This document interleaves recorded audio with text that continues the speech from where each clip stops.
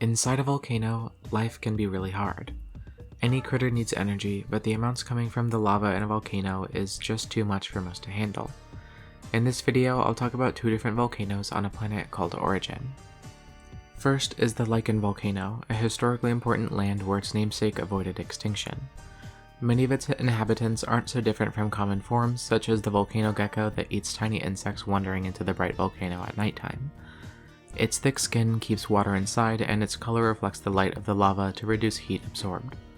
There's also the metal snail that evolved a shell with a high copper content because of the metal's abundance in the area and relative resistance to high temperatures compared to calcium carbonate. It does heat up quickly though, and this snail's shell is often too hot to handle without gear. The fire elemental is able to use that heat its shell and body absorbs, concentrating it to release and intimidating spouts of bright fire from its mouth. This could rarely injure a person, but it really does look like it could fuck you up.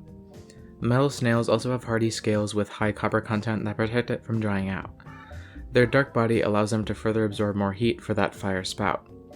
It's not uncommon for them to do smaller fire spouts just to cool down. It seems counterproductive, but think of it like they got a lot of fire inside them and getting rid of it cools them a bit. Metal snails exit the inside of the volcano to find food, then go back in to rest and build heat energy. It's an ideal place since there's not really predators.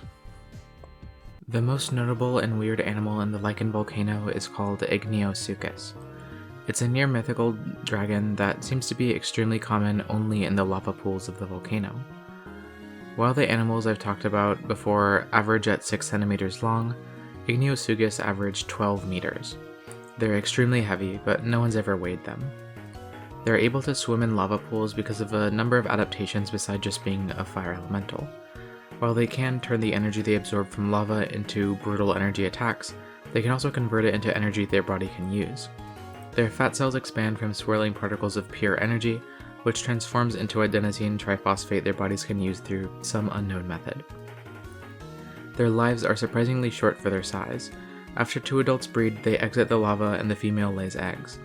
Both parents surround the litter of 2 to 5 eggs, warming them till they hatch, and usually die right about when the eggs hatch. The babies consume both parents, then leave the volcano as they grow extremely quickly, reaching half of adult size in just 3 years. The juveniles eat just about anything they can and go for the most vitamin and protein-rich foods. They're some of the more dangerous dragons as they get really big and are bounding with energy. When they're weak or injured, they rest in the lava pools to regain strength.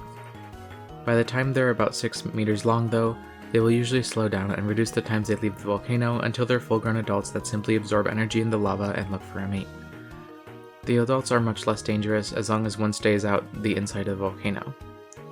Their lifestyles are an example of semiparity, an evolutionary strategy defined by an organism reproducing only once in its lifetime. The opposite would be heteroparity, where an organism can reproduce many times in its lifetime. There are also rumors of a monster god called the Wise King Hydra living deep within the volcano, living hundreds of years and surviving off eating its own kind. It's not real, but I thought it was worth mentioning. The other major volcano in origin is the one that makes up the capital city of Buxana, Wao Wa. It's a tall, almost cylindrical volcano with buildings all around it, many dug into its surface, and some even dug through the lava-full core. Many veins of lava come to or near the surface, often running along subterranean rivers. These are the famously lush lava rivers of Wao Wa.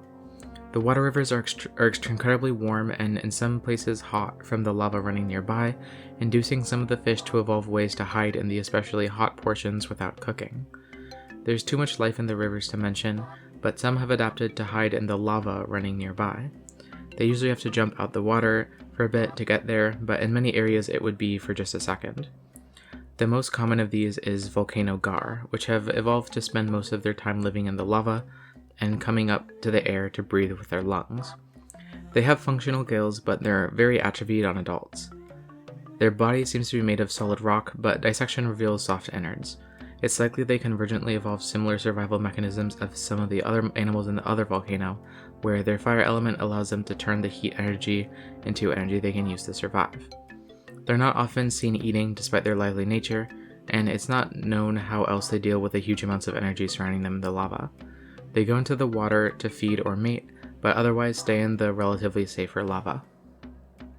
But the lava isn't completely safe. There's an animal in these lava rivers that stays there for its whole life except to breathe air and reproduce. It's the lava worm, which is also known to extend its flexible body out of the lava to feed on anything from birds to really any land animal that strays too close to the fiery river. They also feed on volcano gar, sometimes chasing them into water rivers. When that happens though, there's another predator that may feed on the gar or even the worm. The sturgia is even larger than either, and predominantly lives in the hot water zones of the subterranean river. While it can withstand high temperatures, it can't chase anything in lava. It's the top predator of this region though, since it can and will eat anything around there, even the ones that spend most of their time in lava. Back to the lava worm, they withstand the heat with the old classic fire elemental tactic, and they have been seen spraying fire from their mouths from time to time, which probably helps to cool it down like with ichthyosaurs. Some scientists speculate that an animal that spends all its time in lava should lose its eyes, because it's impossible to see through there. But the eyes are probably useful enough outside the lava that even the ones who spend a lot of time in there still have them. Electroreception doesn't really work too well in lava either, so a predator like the lava worm would have to find things in there through a different method. The current theory is that they locate prey by sensing where the heat is going. Basically, because something like volcano gar and every other lava-living animal I've talked about have to absorb the heat to use as life energy to survive, they stand out as almost cold next to lava. Even though their innards are super hot, a live gar like this feels almost cold to the touch because they absorb heat using their fire magic.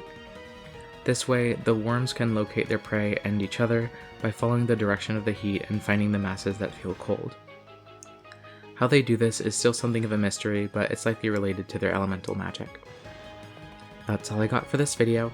Thanks for watching, and thanks to Lena, Art of Dying, Saint Starman, and Aster for subscribing to my Patreon.